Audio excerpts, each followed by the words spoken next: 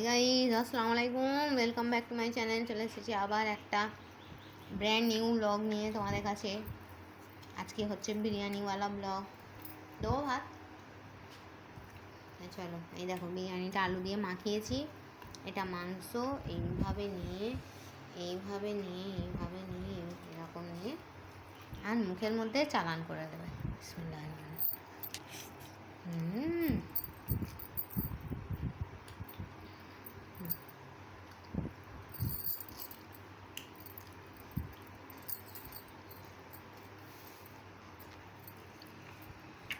তোমরা কারা কারা আমার মতো বিরিয়ানি খেতে ভালোবাসো আমাকে কমেন্ট করবে তো।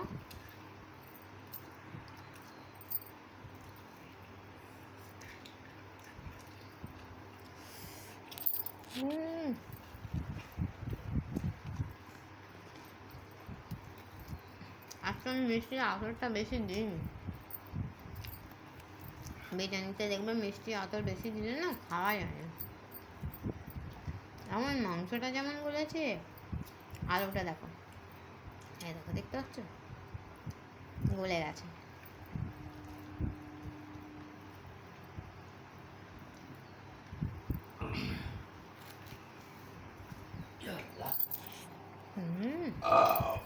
আস্তে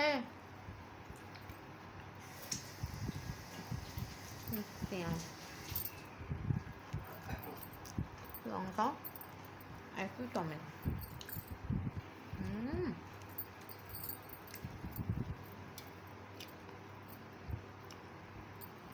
বিরিয়ানিটা যে আমার হাতে এত ভালো হয় কি বলবো বন্ধুরা।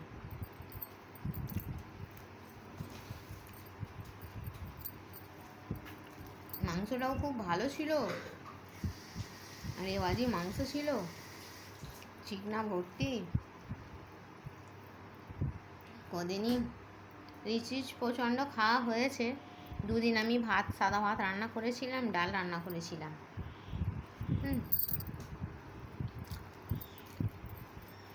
তো আমার বাবু কাল থেকে বলছে বিরিয়ানি বিরিয়ানি, ওই চলো আর করে দিয়েছি বিরিয়ানি। তোমাদের তো বললাম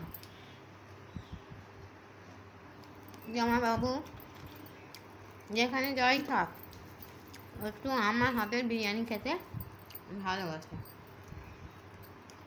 এক একজন হয় না যে নিজের মায়ের হাতের খাবারে বেশি কমফোর্টেবল, সেই হয়েছে আমার বাবুর দশা।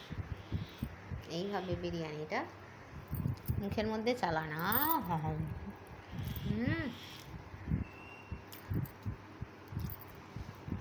পেঁয়াজ নিয়ে দেখো। চলো আমি বলে খাওয়া দাওয়াটা সেরে নিই। আজকের লাঞ্চ মেনু হচ্ছে গরমা গরম বিরিয়ানি। তোমাদের সঙ্গে শেয়ার করে দিলাম। আমার ভিডিওটা ভালো লাগলে লাইক করে, কমেন্ট করে, শেয়ার করে, সাবস্ক্রাইব করবে, ঠিক আছে বন্ধুরা? তো চলো টাটা। ভিডিওটা ভালো লাগলে লাইক করে, কমেন্ট করে, শেয়ার করে দেবে, ঠিক আছে বন্ধুরা? তো চলো খাবারটা খেয়ে নিই, জানোই আমি একটু আস্তে আস্তে খাই। তো চলো, থ্যাংকস ফর ওয়াচিং। আল্লাহ হাফিজ। আর হ্যাঁ, কে কে আমার সঙ্গে বিরিয়ানি খাবে চলে এসো।